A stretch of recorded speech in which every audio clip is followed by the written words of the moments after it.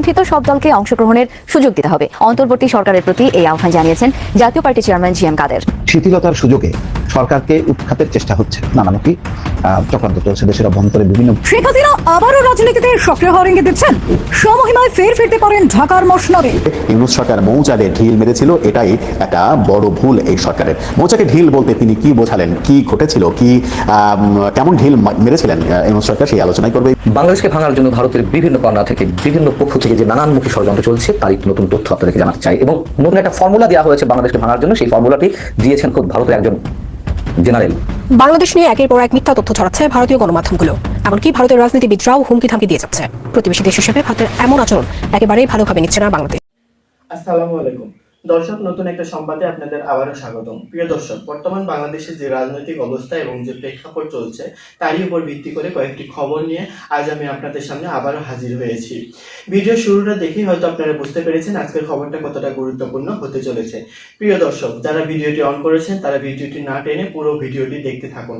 আর যারা এখন আমার চ্যানেলটি সাবস্ক্রাইব করেননি তারা দয়া করে সাবস্ক্রাইব করুন নতুন নতুন খবর আপডেট পেতে। তো দর্শক, বেশি কথা আর বলবো না, চলুন দেখে আসা যাক কি আছে আজকে আমাদের তাজা খবরে। চলুন। জাতীয় পার্টির সাবেক এমপি শামীম পাটোয়ারি, তিনি হাইকোর্টের একজন লয়ার। তিনি যমুনা টেলিভিশনের একটা অনুষ্ঠানে মন্তব্য করেছেন, ইউনূস সরকার একটা বড় ভুল করেছিল। সেই ভুলটা হচ্ছে ইউনূস সরকার ইচ্ছা করে হোক আর অনিচ্ছাকৃতভাবে হোক মৌচাকে ঢিল মেরেছিল।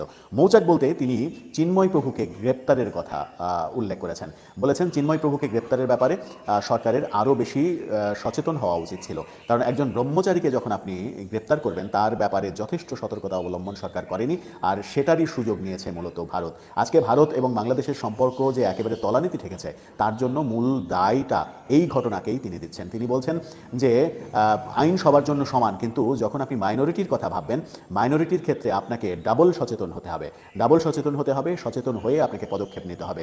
একজন ব্রহ্মচারীকে যখন আপনি গ্রেপ্তার করবেন, ইসকনের সদস্যকে যখন গ্রেপ্তার করবেন, সারা বিশ্বের ইসকন সেটার বিরুদ্ধে ক্ষেপে যাবে, এটাই স্বাভাবিক। তাকে গ্রেপ্তারের ক্ষেত্রে এমন তো নয় যে তাকে গ্রেপ্তার না করলে সরকারের চলছিলই না, বরং ভারত বাংলাদেশের সম্পর্কর এই যে তলানিতে চলে যাওয়ার ব্যাপারটা, এটাকে ইউনূস সরকার এক ধরনের উস্কে দিয়েছেন। উস্কে দিয়ে পরিস্থিতিটা আরও বেশি গরম করে ফেলেছেন। তিনি বলেছেন যে ভারতীয় পার্লামেন্টে হেমা মালিনীর মতো একজন প্রখ্যাত অভিনেত্রী, তিনি যখন এই সাধুর নাম উল্লেখ করে কথা বলেন, তখন বুঝতে হবে যে হেমা মালিনীর যে সাধুকে চেনারই কথা না, সেই সাধুর কথা উল্লেখ করে হেমা মালিনী কথা বলছেন। সারা বিশ্বের বিভিন্ন বড় বড় ধর্মীয় সেলিব্রিটিরা কথা বলছে।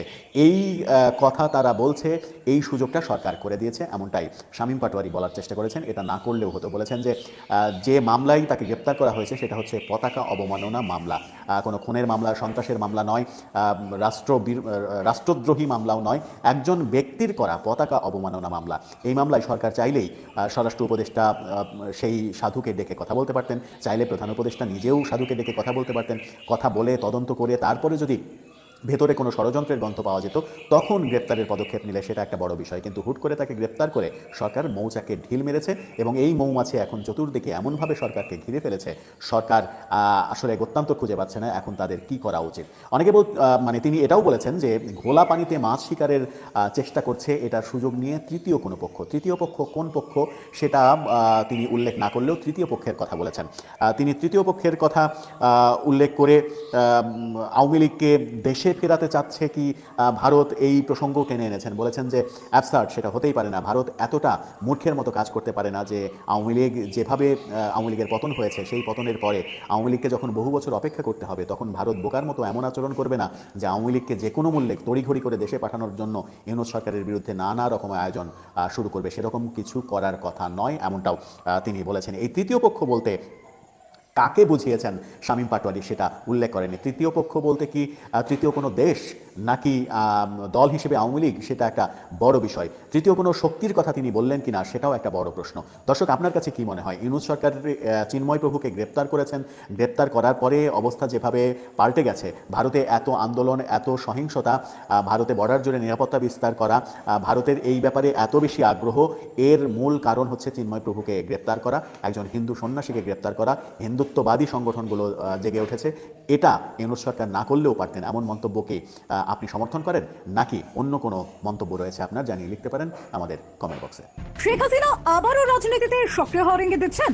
স্বমহিমায় ফের ফিরতে পারেন ঢাকার মসনদে, কিন্তু কিছুদিন আগেও তো তাকে গ্রেফতার করার পরিকল্পনা চলছিল, এমনকি জারি হয়েছিল ইন্টারপোলও। তাহলে সেই সবকিছুর কি হলো? এই পর্যায়ে কি করবে অন্তর্বর্তীকালীন সরকার? দেশের নানা রকম সমস্যার সাথে শেখ হাসিনা নতুন করে রাজনৈতিক ময়দানে প্রত্যাবর্তন সত্যি কি ভাবিয়ে তুলছে ডক্টর মোহাম্মদ ইউনূসকে? আর এই সবের মাঝেই তৈরি হচ্ছে নতুন জল্পনা।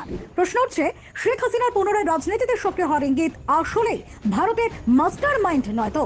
হ্যাঁ, এমন প্রশ্ন উঠে আসাটাও স্বাভাবিক, কারণ এখনো পর্যন্ত শেখ হাসিনা ভারতের আশ্রয় রয়েছে। তাহলে কি সবকিছু শেখ হাসিনাকে পুনরায় রাজনৈতিক অঙ্গনে ফেরাতে ভারতই মদত যোগাচ্ছে?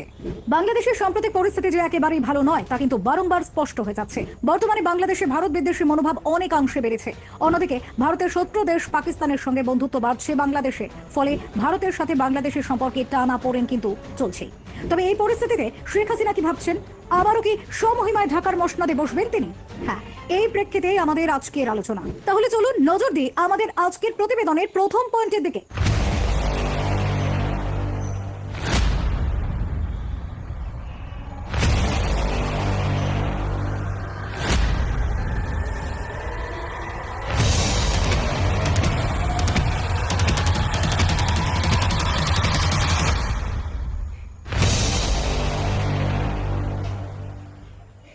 শেখ হাসিনা আবারও রাজনীতিতে সক্রিয় হওয়ার ইঙ্গিত দিচ্ছেন। কতটা সত্যি? শেখ হাসিনা বাংলাদেশের রাজনীতির অন্যতম প্রধান ব্যক্তিত্ব। তার দীর্ঘ রাজনৈতিক জীবনে তিনি শুধু দেশের উন্নয়নেই ভূমিকা রাখেননি, বরং আন্তর্জাতিক অঙ্গনেও বাংলাদেশের ভাবমূর্তি সুদৃঢ় করেছেন। তবে সম্প্রতি তার রাজনীতিতে আবারও সক্রিয় হওয়ার ইঙ্গিত বাংলাদেশের অভ্যন্তরীণ ও আন্তর্জাতিক রাজনীতিতে আলোচনার কেন্দ্রবিন্দুতে এসেছে। এই সিদ্ধান্তের পিছনের কৌশল, সম্ভাব্য প্রভাব এবং চ্যালেঞ্জ নিয়ে এখনই গভীরভাবে ভাবনার প্রয়োজন। কারণ দীর্ঘ 15 বছর ধরে ক্ষমতায় থাকা আওয়ামী লীগ নেতৃত্বাধীন সরকার দেশের অবকাঠামো উন্নয়ন এবং আর্থ সামাজিক অগ্রগতিতে ব্যাপক অবদান রেখেছে। তবে একক দলীয় আধিপত্যের অভিযোগ উঠেছে সমান তালে। বিরোধী দলগুলি প্রায়শই বলে আসছে যে শেখ হাসিনার শাসনকালে গণতন্ত্র সংকুচিত হয়েছে এবং রাজনৈতিক বিরোধিতার জায়গাগুলি ধ্বংস হয়েছে। তার এই নতুন সক্রিয়তার ইঙ্গিত হয়তো রাজনৈতিক প্রতিদ্বন্দ্বীদের মধ্যে নতুন উদ্বেগ তৈরি করবে। প্রশ্ন হচ্ছে, এই পদক্ষেপ কি দেশের গণতান্ত্রিক ভবিষ্যৎকে আরও সংকীর্ণ করবে, নাকি রাজনৈতিক স্থিতিশীলতার জন্য এটি অপরিহার্য? বাংলাদেশের তরুণ প্রজন্ম এখন রাজনৈতিক সংস্কার চায়। তারা মনে করে যে দীর্ঘকালীন নেতৃত্বের পরিবর্তে নতুন প্রজন্মের কাছে দায়িত্ব হস্তান্তর করা উচিত। শেখ হাসিনার আবারও সক্রিয় হওয়ার ইঙ্গিত কি তরুণ নেতৃত্বের বিকাশে প্রতিবন্ধকতা তৈরি করবে, নাকি তার অভিজ্ঞ নেতৃত্ব দেশের সামনে নতুন সম্ভাবনার দ্বার খুলবে? আন্তর্জাতিক অঙ্গনে শেখ হাসিনার ভূমিকা বরাবরই প্রশংসিত। ভারতের সঙ্গে বন্ধুত্বপূর্ণ সম্পর্ক বজায় রাখা, চীন ও যুক্তরাষ্ট্রের মধ্যে ভারসাম্য রক্ষা এবং রোহিঙ্গা সংকট মোকাবিলায় তার ভূমিকা ছিল গুরুত্বপূর্ণ। তবে তার পুনঃ সক্রিয়তা আন্তর্জাতিক অঙ্গনে কি বার্তা দেবে তা নিয়ে আলোচনা প্রয়োজন। বিশেষত ভারতের সঙ্গে ঘনিষ্ঠ সম্পর্ক এবং আঞ্চলিক ভূ রাজনীতিতে বাংলাদেশের ভূমিকা নিয়ে বিভিন্ন বিশ্লেষণ উঠে আসতে পারে। অন্যদিকে আসন্ন নির্বাচনের প্রেক্ষাপটে শেখ হাসিনার নতুন সক্রিয়তা বিরোধী দলগুলির মধ্যে প্রতিক্রিয়ার জন্ম দিতে পারে। বিএনপি এবং অন্যান্য বিরোধী দল হয়তো এটিকে তাদের জন্য একটি রাজনৈতিক বাধা হিসেবে দেখবে। এর ফলে দেশের রাজনীতিতে আরও অস্থিরতা বাড়ার সম্ভাবনা রয়েছে। এই অবস্থায় শেখ হাসিনার সক্রিয় হওয়ার ইঙ্গিত দেশের জন্য একদিকে নতুন রাজনৈতিক সম্ভাবনা দুয়ার খুলতে পারে, অন্যদিকে বিরোধীদের সঙ্গে দ্বন্দ্ব আরও জটিল করে তুলতে পারে। তার অভিজ্ঞতা অবশ্যই দেশের জন্য একটি বড় সম্পদ। তবে এটি নিশ্চিত করতে হবে যে তার নতুন পদক্ষেপ গণতান্ত্রিক মূল্যবোধকে ক্ষুণ্ণ না করে বরং নতুন নেতৃত্বের বিকাশে ভূমিকা রাখে, এমনটাই জানাচ্ছেন রাজনৈতিক বিশ্লেষকরা। এই সময়টি বাংলাদেশের জনগণের জন্য অত্যন্ত গুরুত্বপূর্ণ। নেতৃত্বের ধারাবাহিকতা বজায় রেখে গণতান্ত্রিক সংস্কৃতির প্রসার ঘটানোই হতে পারে বর্তমান রাজনৈতিক অচলাবস্থা নিরসনের প্রধান উপায়। শেখ হাসিনার সক্রিয়তা এই প্রক্রিয়ায় কিভাবে ভূমিকা রাখে তা সময় বলে দেবে। তবে কি স্বমহিমায় আবারও ঢাকার মসনদে ফিরছেন তিনি? এই প্রশ্ন এখন বাংলাদেশের রাজনৈতিক অঙ্গনে সবচেয়ে আলোচিত। প্রায় 1.5 দশক ধরে বাংলাদেশের প্রধানমন্ত্রী হিসেবে নেতৃত্ব দেওয়া শেখ হাসিনা তার দক্ষ প্রশাসনিক সিদ্ধান্ত, কূটনৈতিক সফলতা এবং উন্নয়নের ধারাবাহিকতার জন্য প্রশংসিত। কিন্তু তার পুনঃ সক্রিয়তার ইঙ্গিত নতুন করে রাজনৈতিক অস্থিরতার জন্ম দিচ্ছে, বিশেষ করে বিরোধী দলগুলির মধ্যে। শেখ হাসিনার পুনরায় সক্রিয় হওয়ার বিষয়টি একদিকে আওয়ামী লীগের সমর্থকদের জন্য আশার আলো হতে পারে, যারা তার অভিজ্ঞতাকে দেশের স্থিতিশীলতার জন্য অপরিহার্য বলে মনে করেন। অন্যদিকে বিরোধী দলগুলি এটিকে তাদের রাজনৈতিক কর্মকাণ্ডের জন্য একটি বাধা হিসেবে দেখতে পারে। দেশের রাজনীতিতে নেতৃত্বের এই পুনরাবৃত্তি তরুণ প্রজন্মের মধ্যে নতুন নেতৃত্বের দাবি আরও জোরালো করতে পারে। বিগত কয়েক বছরে শেখ হাসিনার নেতৃত্বে বাংলাদেশের অর্থনৈতিক উন্নয়ন যেমন বিস্ময়কর ছিল, তেমনি তার সরকারের বিরুদ্ধে মানবাধিকার লঙ্ঘন, বিরোধী দলের উপর দমন পীড়ন এবং গণতন্ত্র সংকুচিত করার অভিযোগ উঠেছে। এখন প্রশ্ন হচ্ছে, তার পুনঃ সক্রিয়তা কি এই সমালোচনার উত্তর দেবে, নাকি কেবল ক্ষমতাকে আরো দীর্ঘায়িত করার কৌশল হিসেবেই দেখা যাবে? আন্তর্জাতিক পরিমণ্ডলে শেখ হাসিনার ভূমিকা বরাবরই প্রভাবশালী, তবে তার পুনঃসক্রিয়তা আন্তর্জাতিক মঞ্চে বাংলাদেশের অবস্থানকে কিভাবে প্রভাবিত করবে তা নিয়েও নানান জল্পনা। বিশেষত ভারতের সঙ্গে তার ঘনিষ্ঠ সম্পর্ক এবং চীন ও যুক্তরাষ্ট্রের মধ্যে ভারসাম্য রক্ষার কৌশল বাংলাদেশের ভূ রাজনীতিতে কিভাবে প্রতিফলিত হবে সেটাও গুরুত্বপূর্ণ প্রশ্ন। ঢাকার মসনদে শেখ হাসিনার সম্ভাব্য প্রত্যাবর্তন বাংলাদেশের রাজনৈতিক ভবিষ্যৎকে নতুন মোড় দিতে পারে, তবে এটি নির্ভর করবে তার সিদ্ধান্তের উপর। তিনি কি নতুন নেতৃত্ব গড়ে তোলার ক্ষেত্রে ভূমিকা রাখবেন, নাকি তার অভিজ্ঞতার আলোকে বর্তমান ক্ষমতাকে আরো সুসংহত করবেন?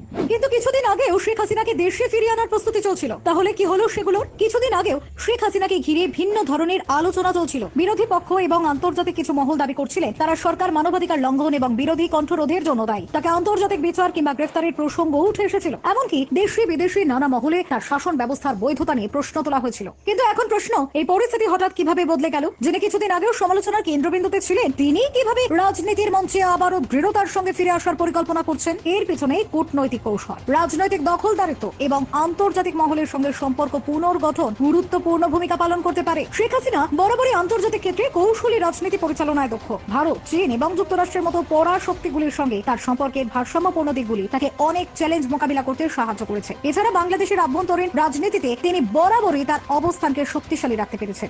অন্তর্বর্তীকালীন সরকারের সামনে বর্তমান চ্যালেঞ্জ। অন্তর্বর্তীকালীন সরকার এখন এমন এক সংকটময় পরিস্থিতির মুখোমুখি যেখানে দেশের অভ্যন্তরীণ অস্থিরতা, রাজনৈতিক চাপ এবং জনগণের আস্থার সংকট সমাধান করা তাদের অন্যতম প্রধান চ্যালেঞ্জ। শেখ হাসিনার রাজনীতিতে প্রত্যাবর্তনের ইঙ্গিত তাদের কৌশলগত পরিকল্পনাকে আরো জটিল করে তুলতে পারে। দেশের অর্থনৈতিক মন্দা, দ্রব্যমূল্যের ঊর্ধ্বগতি, বেকারত্ব এবং আইন শৃঙ্খলা পরিস্থিতির অবনতি অন্তর্বর্তীকালীন সরকারের জন্য বড় চ্যালেঞ্জ। জনগণের আস্থা অর্জন করতে হলে তাদের অবশ্যই নিরপেক্ষ এবং কার্যকরভাবে সমস্যাগুলির সমাধান করতে হবে। তবে শেখ হাসিনার প্রত্যাবর্তনের ইঙ্গিত তাদের কাজকে আরো কঠিন করে তুলেছে। তিনি যদি সক্রিয়ভাবে রাজনৈতিক ময়দানে ফেরেন, তবে অন্তর্বর্তী সরকারকে তার প্রভাব মোকাবিলা করার জন্য প্রস্তুতি নিতে হবে। শেখ হাসিনার দীর্ঘকালীন শাসনের অভিজ্ঞতা এবং আন্তর্জাতিক মহলে তার প্রভাব অন্তর্বর্তী সরকারের উপর চাপ সৃষ্টি করতে পারে। অন্তর্বর্তীকালীন সরকার এখন এক জটিল এবং গুরুত্বপূর্ণ সময় অবস্থান করছে। শেখ হাসিনার রাজনৈতিক ময়দানে প্রত্যাবর্তন তাদের অবস্থানকে আরো চাপে ফেলেছে। এই পরিস্থিতি দক্ষতার সঙ্গে সামাল দেওয়া তাদের জন্য গুরুত্বপূর্ণ হবে, না হলে জনগণের আস্থা আরো ক্ষতিগ্রস্ত হতে পারে। ভবিষ্যৎ রাজনীতির গতিপথ নির্ধারণে অন্তর্বর্তী সরকারের ভূমিকা এবং শেখ হাসিনার পদক্ষেপ উভয় সমান গুরুত্বপূর্ণ হয়ে উঠেছে। শেখ হাসিনার প্রত্যাবর্তনের পিছনে ভারত রাজনৈতিক কৌশল নাকি আঞ্চলিক প্রভাব বিস্তারের চেষ্টা? শেখ হাসিনার পুনরায় রাজনীতিতে সক্রিয় হওয়ার সম্ভাবনা নিয়ে বাংলাদেশের রাজনৈতিক অঙ্গন উত্তপ্ত। এই প্রসঙ্গে একটি নতুন প্রশ্ন জোরালোভাবে উঠে এসেছে। শেখ হাসিনার প্রত্যাবর্তনের পিছনে কি ভারতের হাত রয়েছে? এটি নিছক জল্পনা নাকি আঞ্চলিক রাজনীতির একটি কৌশলগত বাস্তবতা, তা গভীরভাবে বিশ্লেষণ করা প্রয়োজন। শিথিলতার সুযোগে সরকারকে উৎখাতের চেষ্টা হচ্ছে। ডয়েচে ভেলেকে ফরাদ মাঝার, তিনি অত্যন্ত প্রবীণ মানুষ এবং খোঁজখবর রাখেন, গবেষণা করেন, বিশ্লেষণ করেন, খোলাখুলিভাবে কথা বলেন। তার এই কথার বেশ কিছু ভিত্তি আছে। সম্প্রতি বাংলাদেশ নিয়ে যে তৎপরতা, সেই তৎপরতা শুধু ভারত যে ক্ষুব্ধ হয়েছে সংখ্যালঘু ইস্যুতে তা না, এর পেছনে একটি রাজনৈতিক শক্তি আছে, মদত আছে। সেইটা হচ্ছে শেখ হাসিনার সাথে নরেন্দ্র মোদী বা ভারত সরকারের যে সম্পর্ক, সেই সম্পর্কের একটি সম্মিলিত বহিঃপ্রকাশ ঘটছে। বাংলাদেশের অভ্যন্তরের নানা ইস্যু নিয়ে অশান্তি তৈরি করা, একটা বিদ্বেষমূলক তৈরি করা, বাংলাদেশকে বেকায়দায় ফেলা। সেই কথাটি বলছেন সম্ভবত ফরাদ মাজার, যে শিথিলতার সুযোগে হ্যাঁ সরকারও মানবাধিকার রক্ষা করছে, আইনের শাসনের যাতে কোনো ব্যত্যয় না ঘটে, বড় ধরনের কোনো বিতর্কের মধ্যে না পড়ে বাংলাদেশ, সেইভাবে তিনি শাসন কাজ চালাচ্ছেন। ফলে আইনানুগ পন্থায় সবকিছু কার্যক্রম করছে। এখন এই যে তার যে একটু উদারতা, গণমাধ্যমের স্বাধীনতা, আইনের শাসনের যেই সুযোগ, সেগুলোকে অনেকে মনে করছে একটা দুর্বলতা। সেই দুর্বলতাটাকে পুঁজি করে কেউ কেউ তৎপর হচ্ছেন। সেই কারণেই ফরাদ মাজার বলছেন যে সরকারকে ফেলে দেওয়ার একটা নানামুখী চক্রান্ত চলছে। দেশের অভ্যন্তরে বিভিন্ন গোষ্ঠীকে উস্কে দেওয়া হচ্ছে। আন্দোলনের নামে তারা হঠাৎ করে রাস্তায় নামছে, হঠাৎ করে সংখ্যালঘু সম্প্রদায় বড় বড় সমাবেশ করছে। এইসবের পিছনে একটা ষড়যন্ত্র কাজ করছে বলে মনে করেন ডক্টর ফরাদ মাজার। খবরে যেটি বলা হচ্ছে যে রাজনৈতিক দল, ছাত্রনেতা ও ধর্মীয় নেতাদের সঙ্গে বৈঠক করেছেন অন্তর্বর্তী সরকারের প্রধান উপদেষ্টা ডক্টর মোহাম্মদ ইউনূস। ধর্মীয় নেতাদের সঙ্গে বৈঠকের সময় উপস্থিত ছিলেন কবি ও চিন্তক ফরাদ মাজার। সেখানে নানা ইস্যুতে কথা বলেছেন তিনি।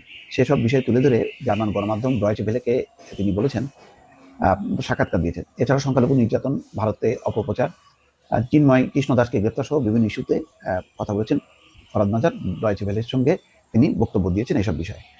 ডয়েচে ভেলের প্রশ্ন ছিল, প্রধান উপদেষ্টার সঙ্গে ধর্মীয় নেতাদের বৈঠকে আপনি তো ছিলেন, সেখানে সব ধর্মের প্রতিনিধিত্ব ছিল। তিনি বলছেন যে না, অল্প সময়ের মধ্যে সব ধর্মের প্রতিনিধিত্বশীল উপস্থিতি তো সম্ভব নয়, অধিকাংশ ছিলেন। আমি সেখানে আমার বক্তব্যে বলেছি যে যারা মূলত আন্দোলন করেছে সনাতনী সম্মিলিত সনাতনী জোট তারা ছিল না, হিন্দু মহাজোট তারা ছিল না। তারা তো মূলত আন্দোলনটা করেছে, সেটা একটা দিক। এটা ছিল ধর্মীয় প্রতিনিধিদের একটি সম্মেলন, সে কারণে যারা পলিটিক্যাল গ্রুপ তাদের হয়তো ডাকা হয়নি। আমি গিয়েছি যেহেতু আমি একটা বিশেষ ঘরানার।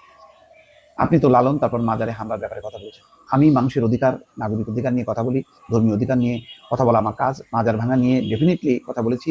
যারা মাজার ভেঙেছে তাদের ধরেছে চিন্ময়কে, এটা আমি বলেছি। নারায়ণগঞ্জের কয়েকটি এলাকায় লালন ভক্তদের অনুষ্ঠান করতে দিল না, তিনি বলছেন যে হ্যাঁ সেটা তো হয়েছে, সেটাও আমি বলেছি। তাহলে যারা লালন ভক্তদের অনুষ্ঠান করতে দিল না, যারা মাজারে হামলা করলো, তাদের সরকার গ্রেপ্তার কেন করলো না, সেটা আপনি সরকারকে জিজ্ঞাসা করুন। ফরহাদ মাজার বলছেন যারা মাজার ভেঙেছে আপনি স্বরাষ্ট্র মন্ত্রণালয়কে জিজ্ঞাসা করুন। আমার কথার প্রেক্ষিতে জিজ্ঞেস করুন যারা মাজার ভেঙেছে কেন গ্রেপ্তার করা হলো না। আপনার বিবেচনায় ওই বৈঠকটি সর্বধর্ম প্রতিনিধিত্বশীল ছিল না? এটার উত্তর দেওয়া ঠিক হবে না, কারণ তাদের সবার পরিচয়টা আমার সামনে নেই। সরকার বিবেচনায় তারা যা করতে চেয়েছে তা হলো একটা সম্প্রীতি সভা। সরকারও এটাকে প্রতিনিধিত্বশীল দাবি করে না, এটা একটা প্রক্রিয়া, এটা সরকার শুরু করেছে, পরে হয়তো তারা আরো অনেকের সাথে কথা বলবে। ভারতের যে অত্যন্ত কুৎসিত প্রচারণা সেটাকে মোকাবেলা করার জন্য এটা করেছে। যাদেরকে দেখেছেন তারা নিজ নিজ ধর্মের দিক থেকে কথা বলেছেন, অত্যন্ত সুন্দর কথা বলেছেন। এখানে সংখ্যালঘুদের উপর আক্রমণের অভিযোগটা আছে, সেটা কি সংখ্যার পার্থক্য? আসলে কি সংখ্যালঘুদের উপর হামলা হয়েছে? অবশ্যই সংখ্যালঘু নির্যাতনের ঘটনা ঘটেছে, ফরহাদ মাজার বলছেন। এতে কোনো সন্দেহ নেই, গরিব মানুষের উপর আঘাত এসেছে, তাদের জায়গা দখল হয়েছে। আজকে আওয়ামী লীগ নাই, আওয়ামী লীগের কুকাণ্ডগুলো ভিন্ন একটি দল করেছে, এই তো কথা। ফলে সংখ্যালঘু নির্যাতন হয়নি এটা তো আমি বলবো না। সরকারের দিক থেকে প্রতিরোধের ব্যবস্থা কি যথেষ্ট আপনি মনে করেন? তিনি বলছেন যে দেখুন আমি একটা কথা বলি, এই সরকার কিন্তু একটা গণঅভ্যুত্থানের পূর্ণাঙ্গ বিজয়ের মধ্য দিয়ে হয়নি। আমরা একটা শিথিল সরকার পেয়েছি, সরকারের শিথিলতার সুযোগে সরকারকে উৎখাতের চেষ্টা হচ্ছে। এই উৎখাতের চেষ্টা যারা করেছে তারা সরকারের বাইরে আছে, প্রশাসনে আছে। সরকারকে বিব্রত করার উদ্দেশ্য না থাকলে চিন্ময়কে গ্রেপ্তার করার তো যুক্তি নাই। আমি রংপুরে তার বক্তব্য শুনেছি, তার বক্তব্য তো পরিষ্কার। তারা তো শান্তিপূর্ণ সমাবেশ করেছে, সে কি তার কথা বলবে না? তার কি সভা সমাবেশ করার অধিকার নেই? আমরা গণঅভ্যুত্থান করেছি সভা সমাবেশের অধিকারের জন্য, নাগরিক অধিকারের জন্য। আপনি আমার সঙ্গে ডিসএগ্রি করবেন সেটা তো কথা দিয়ে, লেখা দিয়ে। তাদের সঙ্গে যদি প্রশাসন কথা বলতো, এই যে আছে না হিন্দু বৌদ্ধ খ্রিস্টান ঐক্য পরিষদ, তাদের বাইরে সে সাধুর একটা সংগঠন করলো। এই যে চিন্ময় সংগঠন কি, তারা তো রাজনৈতিক দল নয়, তারা তো ক্ষমতা দখল করতে আসে নাই। যাক, বোঝাচ্ছে যে চিন্ময় দাস এবং সংখ্যালঘুদের অধিকার নিয়ে তিনি সোচ্চার, আবার একই সঙ্গে সরকারের দুর্বলতার সুযোগ নিয়ে যে সরকারকে একটু অস্থিতিশীল করতে চায় সেই কথাটাও কিন্তু তিনি অকপটে বললেন। এই জন্য খুবই মুক্তমানা মানুষ ফরহাদ মাজার, যে তিনি সংখ্যালঘুদের অধিকার, ধর্মের অধিকার, মানুষের অধিকার, সবার অধিকার নিয়ে কথা বলেন। আগামী নির্বাচনে আওয়ামী লীগ সহ নিবন্ধিত সব দলকে অংশগ্রহণের সুযোগ দিতে হবে।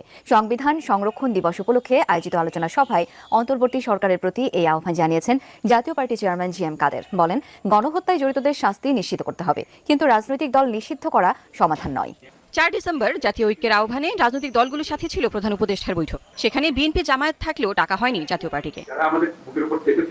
সংবিধান সংরক্ষণ দিবস উপলক্ষে আয়োজিত আলোচনা সভায় এ ব্যাপারে ক্ষোভ প্রকাশ করেন দলীয় চেয়ারম্যান। বলেন, এমন অনৈক্য দেশে ছড়াচ্ছে সংঘাতময় পরিবেশ।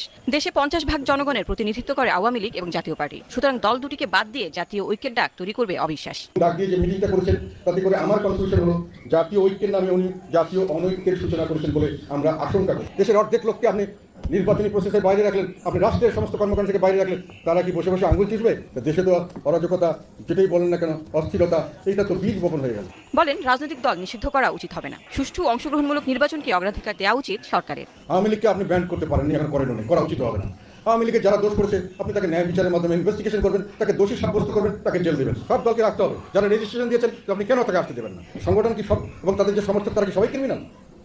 তা আপনি তাদের সবাই ক্রিমিনাল করে আগে, তাহলে আপনি আর শেখ হাসিনার সঙ্গে কি পার্থক্য করবেন? যে বিএনপি করলেই খারাপ, জামাত করলেই খারাপ, এখন আপনি সেটাই করতেছেন। তিনি আরো বলেন, ভারতীয় আগ্রাসনের জবাব দিতে সক্ষম বাংলাদেশ, লোক দেখানো কার্যক্রমের কিছু নেই। এটার জন্য গলাবাজি করার